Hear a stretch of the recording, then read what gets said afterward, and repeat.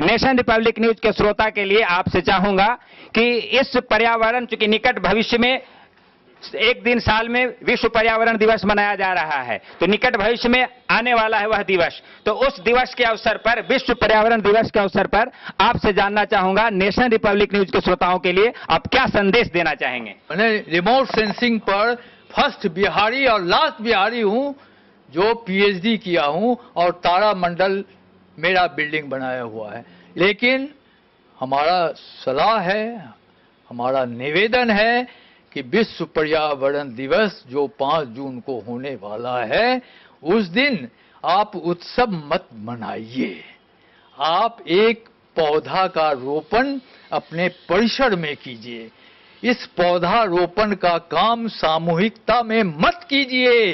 वो जीता नहीं है, फोटो खिंचा के पेपर में छपता है और 2 दिन के बाद वो पानी के बिना मर जाता है। आप को करना है तो अपने परिसर में कीजिए।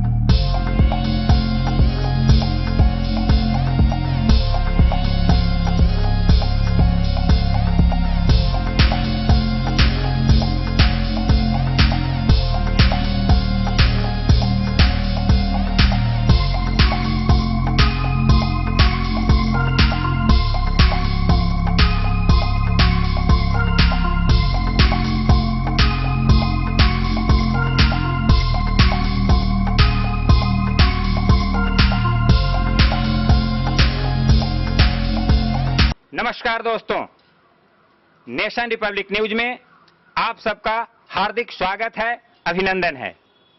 आज मैं आपको लिए चलता हूं बिहार की धरती पर पाटलिपुत्र स्थान से एक पर्यावरणविद, भूवैज्ञानिक के पास, जिनके पास पर्यावरण से संबंधित, जीवन से जुड़ी, प्रकृति से जुड़ी अनेक अनुभव, अनंत संभावनाएं संरक्षित हैं। आप हैं डॉक्टर मेहता नगेंद्र सिंह। तो चलते हैं मेहता नगेंद्र सिंह के साथ। नमस्कार सर। नमस्ते नमस्ते नमस्ते। आपका सर नेशन रिपब्लिक न्यूज की ओर से हार्दिक स्वागत है, अभिनंदन है। आप सबों को नमस्ते। बड़ा अहोभाग्य मेरा कि इस प्रांगण में आपका पदार्पण हुआ है ना। प्रकृति आशीर्वाद देती है आपको। आपके बारे में यह कहूं कि जो भी कहते देते उसका, जो भी कहते देते उसका पहले सबल सबूत हैं।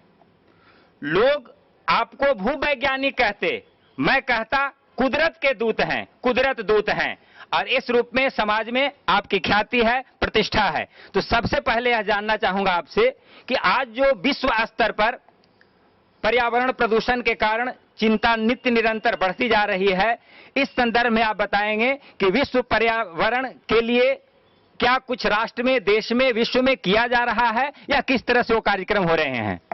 देखिए, कुछ भी बोलने के पहले मैं प्रकृति के प्रति प्रतिबद्ध हूँ। उसके संदेश को बिना कहे मैं एक भी कदम आगे, एक भी शब्द नहीं कहता हूँ। कुदरत कहती है, चूंकि मैं कुदरत का स्टोनो हूँ, कुदरत का मैं सेवक हूँ, मैं कुछ नहीं हूँ। जो भी आज आपके साथ बातचीत होगी वो कुदरत मेरे जीवा पर है। इसलिए मुझे पूछना होगा तो आप कुदरत से पूछोगे। कुदरत कहती है कि धूप, हवा, पानी पर टिकी है जिंदगानी। देखिए, बहुत सरल भाषा में क्या कहती है, गौर से सुनिए कि धूप, हवा, पानी पर टिकी है जिंदगानी, इसे प्रदूषित करने की मत कर नादानी। अगर देख रहा हूं पेड़ पौधे, देखकर ऐसा लग रहा है कि पर्यावरण के संदर्भ में, पर्यावरण के प्रति कुछ विशेष जानकारी आप दें हमारे दर्शकों को। अरे भाई सुन लो, मत कर नादानी। अगर किए नादानी जीना मुश्किल होगा और बिना तड़पे मरना मुश्किल होगा। आज आज कोरोना के वायरस में कैसे तड़प रहे हैं ये प्रकृति। 40 साल पहले ये कॉपलेट हमको दी कि लोगों को कहो मेरी बात, सावधान रहो। तो मित्रों, उमाशंकर जी, आज सारा विश्व त्रस्त है, परेशान है, त्राहिमाम कर रहा है। क्यों? अपनी गलती के कारण। यानी आज जो महामारी है, कोरोना महामारी, उसको अभी पर्यावरण से ही आप जोड़ रहे हैं। पर्यावरण को हमने प्रदूषित कर दिया। भौतिकता में आकर हमने अपने प्रतिरोधक क्षमता को कमजोर कर दिए। पर्यावरण प्रदूषण को हमने राजनीतिक का जामा पहना दिया। पर्यावरण प्रदूषण को हमने व्यापारियों के हाथ छोड़ दिया। नतीजा आज त्राहिमाम। तो मनुष्य जो गलती करता है उसका फलाफल मनुष्य को ही पाना पड़ता है। मित्रों, तो आपने जो वैश्विक स्तर पर हमसे लोगों से बहुत बड़ी भारी भूल हो गई, उस भूल को हम सुधारें। आपके लिए कहा जाता है कि एक वैज्ञानिक के हृदय में एक साहित्यकार छिपा हुआ है या साहित्यकार जगा हुआ है, और एक साहित्यकार के हृदय में वैज्ञानिक छिपा हुआ है, वैज्ञानिक जगा हुआ है। तो आप पर्यावरण को महामारी से जो जोड़कर चर्चा कर रहे हैं, तो क्या इस महामारी को दूर करने में, पर्यावरण में सुधार लाकर के कुछ हम सब प्रयास कर सकते हैं? बिल्कुल बिल्कुल, प्रयास करना तो हम लोगों का धर्म है, कर्म है। प्रयास ही करेंगे तो हमको फल मिलेगा, काम में सफलता मिलेगी। अब आपने पूछा भूवैज्ञानिक और पर्यावरणविद, है ना, दोनों में सामंजस्य कैसे है? मित्रों, मैं अपने जवानी का 30 वर्ष प्रकृति के गोद में यानी जंगल जहान में बिताया हूँ। तो घर को भी आप प्रकृतिमय बना दिए। स्वाभाविक है, मैं कुदरत को आत्मसात कर लिया। अब कुदरत कहती है कि बाहर का काम करने वाले बहुत लोग हैं। पर्यावरण विकास का काम 2 तरह का होता है प्रोफेसर साहब, एक प्री फैक्टो, एक पोस्ट फैक्टो। हम जितने देख रहे हैं देश में, सारे पर्यावरणविद पोस्ट फैक्टो वर्क में लगे हुए हैं, लेकिन प्रदूषण नहीं फैले उसके बारे में कोई नहीं सोचता है। तो प्रारंभ में हम लोग देश में 4 आदमी थे, अग्रवाल साहब, माधवे साहब, अनुपम मिश्र और मैं। 3 आदमी गुजर गए, मैं मात्र अकेले बना हूं। तो मैंने पर्यावरण साहित्य सृजन में लगा, वो प्री फैक्टो वर्क है, और उस साहित्य के माध्यम से जन जागरण का काम मैं विगत 25 साल से कर रहा हूं, पर्यावरण साहित्य सृजन आंदोलन के माध्यम। उसी के क्रम में हम पत्रिका एक हरित वसुंधरा भी निकाल रहा हूं, जो सारे देश में स्कूलों में निःशुल्क भेजता हूं। इसके अतिरिक्त जब भी मुझे मौका मिला है, साहित्य के हर विधा में हम रचना किए हैं, ताकि बड़े बड़े आप जैसे लेखक, कवि, कहानीकार हमसे इंस्पायर होकर आगे का काम करें। मैं कैटलिस्ट एजेंट हूं, प्रेरक तत्व हूं, हमें आगे ये काम नहीं करना है।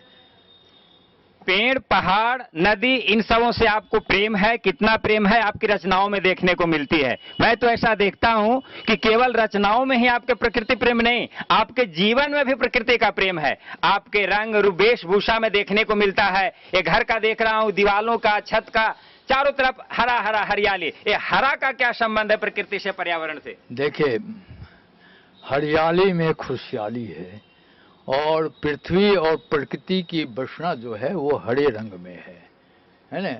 और हरा रंग जो है वो शीतलता प्रदान करता है। जब मैं कुदरत को आत्मसात कर लिया, प्रकृति को आत्मसात कर लिया, तो प्रकृति का जो स्वरूप है उसको तो ग्रहण करना ही है। हरा रंग में बहुत आनंद है, शीतलता है, इसलिए कहते हैं अपने कविता में भी, हरियाली में खुशहाली है। हरियाली में खुशहाली है जी। तो खुशहाल रहने के लिए हरियाली के दामन को थामना पड़ेगा, यानी पेड़ पौधों को साथी बनाना हो। यानी हरियाली में खुशहाली है तभी जीवन में लाली है। आप ही की पंक्तियां हैं। ओके, आप वृक्ष को पुत्र के समान मानते हैं, और कोई अगर वृक्ष लगाता है तो उसे आप पुत्र सुख जैसा मानते हैं, अनुभव करते हैं, अनुभूत करते हैं। तो जन सामान्य को आप कैसे प्रेरित करेंगे कि वो पर्यावरण के प्रति जागरूक हो? इसके लिए आपका क्या प्रयास हो रहा है? देखिए मित्रों, हमने वृक्ष को दत्तक पुत्र के रूप में परिभाषित किया है। आप दत्तक पुत्र के रूप में एक पेड़ को प्राप्त कीजिए, ताकि ये आपके हर अवस्था में ये सहायक रहेगा। ये आपको 5 रुपये खर्च करके इसकी बढ़ाइए, दोस्त बनाइए, साथी अपने आंगन में रखिए, तो ये आपको बढ़ करके जब पेड़ बनेगा 40-50 साल में, अपने जीवन में ये 50 लाख का आमदनी देगा आपको। 50 लाख का, जिसमें 5 लाख का प्राणवायु ऑक्सीजन मुफ्त में देगा। तो कहा जाता है कुछ पेड़ों के बारे में, जैसे नीम, पीपल, बरगद, तुलसी, इन वृक्षों में लोग कहते हैं कि ऑक्सीजन की मात्रा अधिक है। पीपल तो दिन रात ऑक्सीजन ही प्रदान करते रहता है। तो आप एक भूवैज्ञानिक हैं, आपसे जानना चाहूंगा कि किन किन वृक्षों को लगाने से अधिक लाभ होता है पर्यावरण की दृष्टि से? देखिए, एक चीज आपको मैं स्पष्ट कर दूं, अन्यथा नहीं लेंगे आप सभी। ये कहना कि पीपल, बरगद, नीम, ये और भी अन्य पेड़ पौधे ऑक्सीजन देता है, ये भ्रांति को दूर कीजिए। मैं आपको बताता हूं कि वृक्ष का क्या काम है। जी जरूर जरूर। वृक्ष का क्या काम है, यही तो हमारे चैनल के दर्शक श्रोता आपसे जानना चाहते हैं कि वृक्ष के बारे में विशेष जानकारी आप दें। उसके काम के महत्व को भगवान श्री कृष्ण ने समझा और उस वृक्ष को देवत्व प्रदान किया और स्वयं कहा कि हम पीपल हूं। हाँ, गीता में आया है कि मैं अश्वत्थ हूं, अश्वत्थ वृक्ष मतलब पीपल हूं, मैं पीपल के रूप में। जी, तो ऐसे नहीं, आप जानिए कि वृक्ष अपना भोजन वायुमंडल में उपलब्ध वायु से कार्बन डाइऑक्साइड लेकर के काम करता है। इस क्रिया को प्रकाश संश्लेषण बोलते हैं। सूरज की रोशनी से वो वायुमंडल से कार्बन डाइऑक्साइड लेता है और उससे अपना खाना बनाता है। तो वायु में 5 प्रकार के गैस हैं, नाइट्रोजन है, ऑक्सीजन है, कार्बन डाइऑक्साइड है, आर्गन है, हीलियम है और भी है, लेकिन मुख्य रूप से 5 जो है उसमें कार्बन की मात्रा 0.03% है। अगर इसी में हम जैविक ईंधन जला करके वायुमंडल में कार्बन डाइऑक्साइड, कार्बन मोनोऑक्साइड छोड़ते हैं तो वहाँ प्राकृतिक संरचना का संतुलन बिगड़ जाता है। जब बिगड़ जाता है तो वो वायु प्रदूषित हो जाता है। तब वृक्ष का काम होता है ना, कि इस प्रदूषित कार्बन डाइऑक्साइड को हम हटा लें और वो अपने भोजन में ले आता है। नतीजा है कि पेड़ पौधे होने से उस परिसर का वायु जो है प्रदूषण मुक्त रहता है, इसलिए कि उस कार्बन डाइऑक्साइड को तो वृक्ष ले लिया है, तब आपके लिए वो ऑक्सीजन छोड़ देता है। देता नहीं है, जी जी, शुद्ध कर देता है। बहुत सुंदर, पर्यावरण को शुद्ध करता है। पेड़ पौधा वायु के प्रदूषित वायु को शुद्ध करने का प्राकृतिक संयंत्र है। जी, आपके पास देख रहा हूं गमले में पौधे लगे हैं, सुधा दूध का जो पैकेट है उसमें लगे हुए हैं, फिर देख रहे हैं कि पतंजलि में है या फिर आटा का पैकेट है उसमें पेड़ पौधे आप लगाए हुए हैं। तो ये कैसे लगाते हैं, थोड़ा हमारे नेशन रिपब्लिक न्यूज के दर्शक श्रोता आपसे जानना चाहेंगे कि कैसे हम कम खर्च में पेड़ पौधे उगा सकते हैं, लगा सकते हैं। और आप केवल अपने लगाते नहीं, मित्रों को लोग बांटते भी हैं, मित्रों को देते भी हैं पौधा। मुझे भी आप एक पौधा आपने प्रदान किया है, तो आप अपने आने वाले मित्रों को, सहपाठियों को, दोस्तों को और हमारे तरह अन्य अतिथियों को भी पौधा प्रदान करते हैं ताकि पर्यावरण शुद्ध हो सके। तो कम खर्च में हमारे श्रोता ये जानना चाहेंगे नेशन रिपब्लिक न्यूज के कि वो कैसे अपने घरों में पौधा लगा सकते हैं, बताएं मेहता जी। देखिए, ये अभियान मेरा 15-20 साल से चल रहा है कि अपशिष्ट प्रदूषण का प्रबंधन कैसे किया जाए। जी। हमने सुधा दूध जो लाखों की संख्या में पटना में सवेरे 10 बजते बजते फेंक दिया जाता है, जो कि पृथ्वी का कोढ़ बनाता है, तो उसको मैंने टेकअप किया और उसके दूध खाली पैकेट को मैंने ठोंगा बना करके उसमें मिट्टी भर के बीज डाल करके पौधा उगाया। आप देखेंगे कि ये देखिए, लाए, साफ किए, स्टेपुल किए और बीज का, नीम का बीज डाल करके, ये 2 साल पहले का काम है, 2 साल में इतना बड़ा बन गया। इसमें खर्च नहीं कुछ लगा उमा जी, यानी नीम का बीज इसमें डाल के उगा लिए, खर्च कहाँ है, कुछ नहीं। ये एक छोटा काम है मुफ्त में करने के वाला, लेकिन इसका अंजाम बहुत बड़ा है। ये नीम आप बगल में रख सकते हैं। आप देखिए, इसी तरह से एक नीम का पौधा, हाँ देख रहा हूँ, नीम का पौधा ऊपर जी। और देखिए, अभी आप बात है कि स्पेस, आपके पास जगह नहीं है लेकिन वाटिका तैयार कर सकते हैं। तो वैसी स्थिति में आप गमला खरीदने जाइएगा और एक गमला 100 रुपये में मिलता है। 100 रुपये कहाँ से लाइएगा?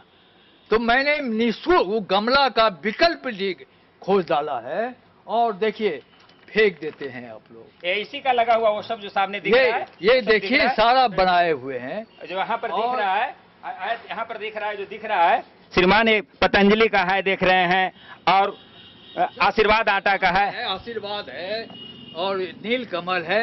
ये सब पतंजलि जितने भी थोके हैं वो आइए इधर भी लग रहा है कि इधर भी देख रहा हूँ कुछ पौधे हैं, इधर भी कुछ पौधे देख रहा हूँ लगे हुए हैं, गमले में भी और प्लास्टिक में भी, पतंजलि में, फिर और देख रहा हूँ टाटा आटा में भी, यानी हर का प्रयोग आप कर रहे हैं। और इसको आप बस ये आधा मिनट में देखिए कि कैसे बनता है। आप इसको लाइए जी, काटिए बढ़िया से, धोने की भी जरूरत नहीं है, साफ सुथरा रहता है। आप देखिए साफ सुथरा रहता है। इसे उलट कर भी लगाया जा सकता है, कोई कलरफुल गमला रहेगा तो अच्छा नहीं है। आप उसको उलट के सादे को रंग सकते हैं और इसको ऐसे कीजिए कि अपोजिट अथी में घिस दीजिए, ऐसे घिस दिए। अब ये चीज को आप देखिएगा कि ये चकोर आपका आयत वर्ग बन जाता है। बहुत सुंदर। देखिए कुछ नहीं, ये हुआ है, कुछ नहीं लगा नहीं। अब इसको आप इस तरह से ठोंगा जैसे बनता है, ये इसको जो है आप ऐसे मोड़िए, ऐसे मोड़िए, स्टेपल भी मार दे सकते हैं इसमें। अरे भाई वही तो बताने जा रहा हूँ, खर्च कहाँ है। बहुत सुंदर, बहुत सुंदर। ये स्टेपल जो है वो तो सबके पास है, छोटा है, बड़ा है, जैसा हो, है ना। अरे से पैकेट में आप गए, अरे वाह, बहुत खुबार तैयारी में आप रहते हैं। मैं तो काम चलते चलते करता हूँ ना। आप उसके बाद आप देखिए, उसके बाद ये स्टेपल आप एक मार दीजिए और मजबूती के लिए एक और मार दीजिए, और उसके बाद आप देखिए कि आपका ये जो है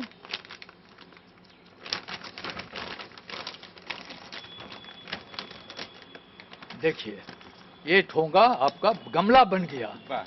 बहुत सुंदर, बहुत सुंदर। रुपये की बचत। आस पड़ोस के लोगों को आटा का मैंने आप बताइए कि इस तरह से इसमें आप मिट्टी भर दीजिए, बस सामान यही सब इसी मिट्टी को, इसी से मिट्टी को भर दिया जा सकता है। इसे मिट्टी भर दीजिए। बहुत सुंदर। जैसे यहाँ पर हम मिट्टी भरे हुए हैं, है ना? अच्छा, इसमें मिट्टी भरी हुई है। देखिए मिट्टी भरे हुए हैं। हाँ है ना? हाँ, इसमें मिट्टी है और भी मिट्टी डाल करके इसमें और इसी में पौधा लगा दिए। हाँ, नर्सरी पौधा लगाएंगे। नर्सरी का तो अलग करेंगे सुधा पैकेट में, लेकिन जब बड़ा हो जाएगा इसमें डाल देंगे। अब जैसे ये सब नीम का जो दिखाया, जी, इसमें जी। बड़ा हो जाएगा। बड़ा करने के लिए इसको गमला में यूज करेंगे, तो बिना पैसे का गमला आपको मिल जाएगा। और इससे अपशिष्ट प्रदूषण पर नियंत्रण भी होगा और अपशिष्ट का प्रबंधन भी होगा। यानी साहित्य सृजन में जिस तरह से आप समाज में विद्यार्थियों के लिए, किसानों के लिए, अन्य प्रबुद्ध लोगों के लिए साहित्य के माध्यम से पर्यावरण संरक्षण, सुरक्षा की बात कर रहे हैं, आपके वो जीवन में भी देख रहा हूं और घर के आसपास देख रहा हूं कि किस तरह से पर्यावरण के लिए जन चेतना आप चला रहे हैं। फिर भी नेशन रिपब्लिक न्यूज के श्रोता के लिए आपसे चाहूंगा कि इस पर्यावरण, चूंकि निकट भविष्य में एक दिन साल में विश्व पर्यावरण दिवस मनाया जा रहा है, तो निकट भविष्य में आने वाला है वह दिवस, तो उस दिवस के अवसर पर, विश्व पर्यावरण दिवस के अवसर पर आपसे जानना चाहूंगा, नेशन रिपब्लिक न्यूज के श्रोताओं के लिए आप क्या संदेश देना चाहेंगे? डॉक्टर मेहता जी। संदेश तो नहीं, निवेदन कर सकता हूं। ये आपका बड़प्पन है कि संदेश को निवेदन के रूप में कह रहे हैं? संदेश तो बड़े बड़े लोग देते हैं, मैं तो मामूली प्रकृति का सेवक हूं और मैं अपना परिचय जहां जाता हूं तो वो सुन लीजिए कि दौलत नहीं है पास मगर शोहरत मेरे पास है। चूंकि मैं विज्ञान मैंने रिमोट सेंसिंग पर फर्स्ट बिहारी और लास्ट बिहारी हूं जो पीएचडी किया हूं और तारा मंडल मेरा बिल्डिंग बनाया हुआ है, इसलिए शोहरत हमारी है। तो दौलत नहीं है पास मगर शोहरत मेरे पास है, कुदरत का मैं हूं सेवक, कुदरत मेरे पास है। तो कुदरत जिसके पास है इसको डर कैसा? तो छोटा आदमी हूं लेकिन कुदरत के साथ हूं। आपको तो मैं कुदरत का दूत कह रहा हूं कि कुदरत ने विशेष करके आपको दूत बना करके और समाज सेवा के लिए भेजा है। आप कुछ भी बनाइए, लेकिन हमारा सलाह है, हमारा निवेदन है कि विश्व पर्यावरण दिवस जो 5 जून को होने वाला है, उस दिन आप उत्सव मत मनाइए। आप एक पौधा का रोपण अपने परिसर में कीजिए। इस पौधा रोपण का काम सामूहिकता में मत कीजिए। वो जीता नहीं है, फोटो खिंचा के पेपर में छपता है और 2 दिन के बाद वो पानी के बिना मर जाता है।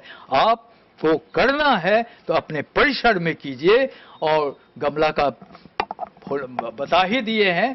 तो और पर्यावरण दिवस क्या, प्रत्येक दिन हमारे लिए विश्व पर्यावरण दिवस है, क्योंकि पौधारोपण और वृक्षों का संरक्षण हमारे जीवन अस्तित्व से जुड़ा हुआ। यानी वृक्षारोपण करें और खास करके विश्व पर्यावरण दिवस के अवसर पर घर में ही एक पौधा अवश्य लगाएं। इसी निवेदन के साथ नेशन रिपब्लिक न्यूज के श्रोता की ओर से, चैनल की ओर से आपको बहुत बहुत धन्यवाद, आभार। दर्शकों, आपको चाहूंगा कि आप भी विश्व पर्यावरण दिवस के अवसर पर एक पौधा अवश्य लगाएं और पौधा लगाने के साथ साथ मेरे चैनल को भी सब्सक्राइब करें और बेल बटन अवश्य दबाएं, ताकि फिर मैं इस तरह के कार्यक्रम आप तक पहुंचाता रहूं। इस तरह के डॉक्टर मेहता की तरह अन्य महानुभावों का परिचय कराता रहूं। धन्यवाद, धन्यवाद श्रीमान जी, आपको भी धन्यवाद। हमको छोटा आदमी को कहां ले गए, बहुत बहुत धन्यवाद। बहुत बहुत धन्यवाद। नमस्कार सर जी।